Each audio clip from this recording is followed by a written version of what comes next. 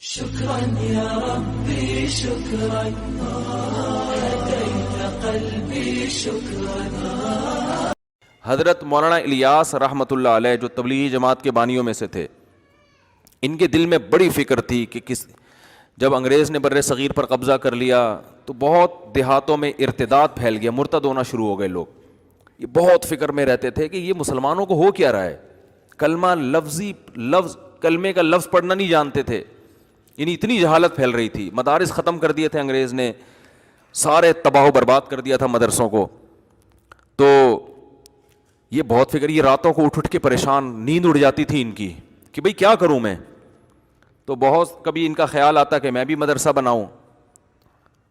تو پھر یہ سوچتے کہ مدرسے میں تو محدود لوگ آتے ہیں نا، محدود بچے ہوتے ہیں، محدود لوگ ہوتے ہیں. یہ اتنی بڑی قوم جو اتنے لاکھوں لوگ ہیں ہندوستان کے، جس میں پاکستان اور بنگلہ دیش بھی تھا، ان کے ایمان کو کیسے بچایا جائے. نہ پیسے ہیں، نہ وسائل ہیں. حکومت برطانیہ کی ہے، وہ تو اسلام کو نہیں پسند کرتا تھا. تو اتنا درد تھا ان کے دل میں. ان کی سوانے میں لکھا ہے کہ راتوں کو نیندیں اڑ جایا کرتی تھی ان کی. ان کے اہل خانہ بتاتے ہیں چہل قدمی کر رہے ہوتے تھے رات کو. تو پوچھتے کیا کہہ رہے ہیں یہ ہمارے یعنی مسلمانوں کا ہوگا کیا، یہ تو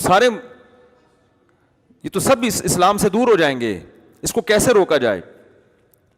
تو اللہ نے ان کے ذہن میں یہ ترکیب ڈالی کہ بھائی کوئی الگ سے مدرسہ بنانے کی ضرورت نہیں ہے، کوئی انسٹیٹیوٹ بنانے کی. یہ روایتی طریقے ہیں جو صدیوں سے آ رہے ہیں، چلتے رہیں گے.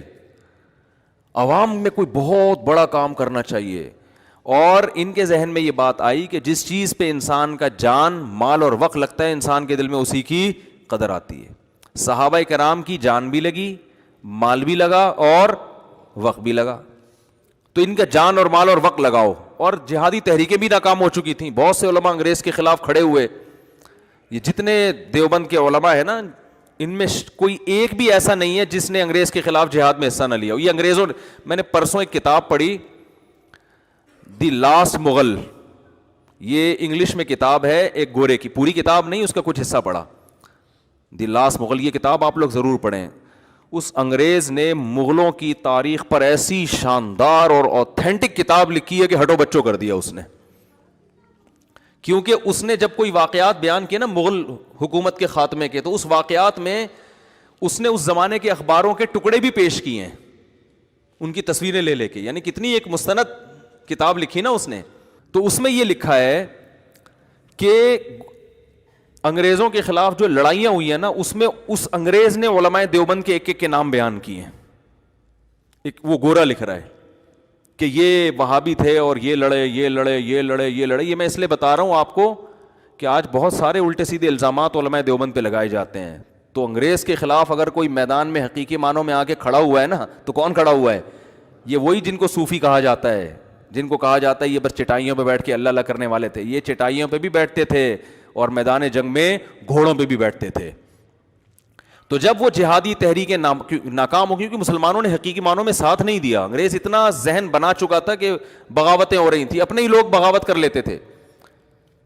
سید احمد شہید رحمۃ اللہ علیہ کی تحریک تھی، شاہ اسماعیل شہید رحمۃ اللہ علیہ شہید ہوئے. یہ سب اپنوں کی بغاوتوں سے ہوئے ہیں. مل جاتے تھے، پیسوں میں بک جاتے تھے مسلمان.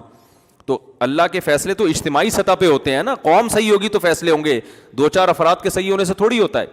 تو حضرت مولانا الیاس رحمۃ اللہ علیہ نے جب دیکھ لیا نا یہ سب کچھ کیا ہو گیا ہے، ناکام، تو اب ایک حل تو یہ کہ مسلمانوں کو ایسے ہی چھوڑ دو. کہ ایسے ہی نہیں چھوڑا جا سکتا. اتنا درد تھا، اتنی فکر تھی، راتوں کو اٹھ کے نیند خراب ہو جاتی تھی. اور ہماری نیند خراب ہوتی ہے، کوئی پیسے نہیں واپس کر رہا، کوئی مسئلہ ہے وہاں، کوئی جو ہے نا، ان کی نیندیں خراب کیوں ہو رہی ہیں کہ بھائی یہ بر صغیر کے مسلمان تو سارے کافر ہو جائیں گے، یہ تو اسلام سے دور ہو جائیں گے. تو دینی مدارس کافی نہیں ہیں اس فتنے کو کنٹرول کرنے کے لیے. وہ اپنا کردار تو ادا کر رہے ہیں مگر یہ کافی نہیں ہے. تو انہوں نے کیا کیا کہ لوگوں سے کہا، جا کے منتیں کی، دیہاتیوں کی، پاؤں پکڑے کہ بھائی کچھ وقت ماحول تبدیل کرو، اللہ کی راہ میں نکلو، کلمہ سیکھ لو، کچھ موٹی موٹی ایمان کی باتیں سیکھ لو. اور اس کا ایسی اللہ نے، چونکہ اخلاص بہت تھا، ایسی برکت دی ہے کہ توقعات سے زیادہ اللہ نے اس کام کو مقبولیت ادا کی. پھر وہ پیش گوئی کیا کرتے تھے کہ ایک دن آئے گا ہماری جماعتیں امریکہ جا رہی ہوں گی. لوگ ہنستے تھے کہ یہ کیسی باتیں کر رہے ہیں. امریکہ جائیں گی جماعتیں, جاپان جائیں گی جماعتیں, پوری دنیا میں ایک تہلکہ. اس وقت اگر تبلیغی اجتماع ایک ہی جگہ ہو جائے نا سب کا, ابھی تو مختلف ٹکڑوں میں ہے نا, تو حج کے بعد دنیا کا سب سے بڑا اجتماع ہے یہ. حالانکہ نہ کوئی انٹرٹینمنٹ ہے, نہ لنگر تقسیم ہو رہا ہے, کچھ ہو رہا ہے, نہ کوئی ایئر کنڈیشن روم ہے, مٹی میں دریوں پہ لوگ بیٹھے ہوئے, اور وہ دریاں بھی اپنے گھر سے لے کر آ رہے ہیں. کمال ہو گیا بھائی. ابھی میں اجتماع میں گیا تھا نا, میں اجتماع میں گیا کراچی اجتماع میں, 2-4 بزرگ حضرات سے ملاقات, زیارت کی نیت سے گیا تھا. ہم تو چونکہ بزرگوں کو مانتے ہیں تو ہم سمجھتے ہیں کہ ان کی زیارت کرنے سے فائدہ ہوتا ہے. بہت سے لوگ بزرگ لیس ہو گئے ہیں, ٹھیک ہے نا, وہ کہتے ہیں سارے بزرگوں میں کیڑے نکال کے انہوں نے کوئی بزرگ بولو نا چھوڑا ہی نہیں. وہ بزرگ ایسے, اس نے یہ کہا, اس نے یہ لکھا, اس نے یہ لکھا, اس نے یہ کیا, تو بزرگی مارکیٹ سے ان کی کیا ہو گئے ہیں, شارٹ ہو گئے. تو مجھے اگر کہیں موقع ملے کسی بزرگ کی زیارت کا, میں کوئی بہت نیک آدمی نہیں ہوں, نہ کوئی بہت بڑا فنٹر ہوں, نہ میں دعویٰ کرتا ہوں میں بہت بزرگوں کی عقیدت ہے, ٹوٹے پھوٹے جو بھی اللہ کبھی توفیق دے دے تو میں کوشش کرتا ہوں کہ زیارت بولو نا کر لی جائے, کہ شاید قیامت کے دن کام آ جائے. تھوڑی بہت کوشش کر لیتا ہوں کہ شاید تھوڑی سی اس عقیدت کو اللہ تعالیٰ قیامت کے دن بڑا بنا دے. تو میں گیا وہاں, کچھ تبلیغ کے اکابر تھے, ملاقات کا موقع مل گیا. تو میں جب ان کے پاس گیا تو بات جو کر رہا تھا وہ تو کھوپڑی سے نکلی گئی ہے. یہ واقعہ میں سنا کیوں رہا تھا, تو سارا صحبت پہ آ گیا. یہ واقعہ کیوں سنا رہا تھا میں, ہاں وہ جو اب شکر ہے آ گیا دماغ میں. جب بھی دماغ کو کھوپڑی کا ہونا تو وہ ایک دم ایکٹیو ہو جاتا ہے. یہ میں نے تجربہ کر کے دیکھا. دماغ بولو گے, کھوپڑی بولو گے نا, ایک دم دماغ کی کھوپڑی گھوم جاتی ہے پھر ٹھیک ہے نا, بھولی ہوئی باتیں یاد آتی ہیں. کھوپڑی کا لفظ میں اٹریکشن بہت ہے. تو میں جب ادھر گیا نا تو وہاں ایک دو بزرگوں سے زیارت ہوئی. تو وہاں ہم جب بیٹھے نا کھانا کھانے کے لیے, میں اخلاص بتا رہا ہوں کہ حضرت مولانا الیاس رحمۃ اللہ علیہ کا جو سینے کا درد تھا نا وہ کیسے منتقل ہوا ہے. حالانکہ نہ کوئی اسباب تھے, نہ کوئی وسائل تھے, بل لوگوں کے جا کے منتیں کرتے تھے, کچھ وقت لگاؤ, اپنی جان, اپنا مال, اپنا وقت خرچ کرو. اس کی برکتیں دیکھیں, کیسے ارب پتی کروڑ پتی لوگ جماعت میں نکلے, سارے کام آٹومیٹک ہو رہے ہیں. ڈاکٹر بھی بیٹھے ہوئے ہیں, کوئی فیس نہیں, ٹھیک ہے نا, ہوٹل کھلے ہوئے ہیں, کوئی پروفٹ نہیں ہے, سب فی سبیل اللہ, ہر آدمی فی سبیل اللہ. تو میں جب وہاں گیا تو ایک وہاں کوئی پرانے تھے, انہوں نے مجھے کھانا دیگ پہ بیٹھے ہوئے تھے, وہ دیگیں کھلا رہے تھے نا, ہم بھی گننے بن کے بیٹھ گئے وہاں پہ, ہمیں بھی خیر کھلایا انہوں نے. فری پھوڑ کا کون چھوڑتا ہے بھائی. تو میں نے کہا یار یہ دیگ پہ کون بیٹھا ہوا ہے, تو انہوں نے بتایا یہ کتنی فیکٹریوں کے مالک ہیں, یہ کتنے کروڑ پتی آدمی ہیں, اور دیکھو کیسے اپنے آپ کو کیا کر دیا. مجھے تو کوئی دیگ پہ بٹھایا, میں تو کم از کم نہیں بیٹھوں گا, میں کھا لوں گا. یہ دیگ پہ مجھے کوئی تصویر کھینچ کے ڈال دے گا, مفتی صاحب کا بزنس ہے, کس کا, دیگوں کا, عجیب سا لگ رہا ہوتا ہے نا آدمی. میں بکری کے ساتھ تصویر کھنچوانے کے لیے تیار ہوں, بریانی یا قورمے کی دیگ کے ساتھ مجھے تصویر کھنچواتے ہوئے بڑی شرم آتی ہے, کیونکہ ایسا لگے گا ان کا کیا ہے, یہ دیگوں کا کام کر رہے ہیں. ہمیں تو بڑی شرم آتی ہے, ہم تو نہیں بیٹھ سکتے, لیکن ان کا جگر ہے کہ نہیں ہے.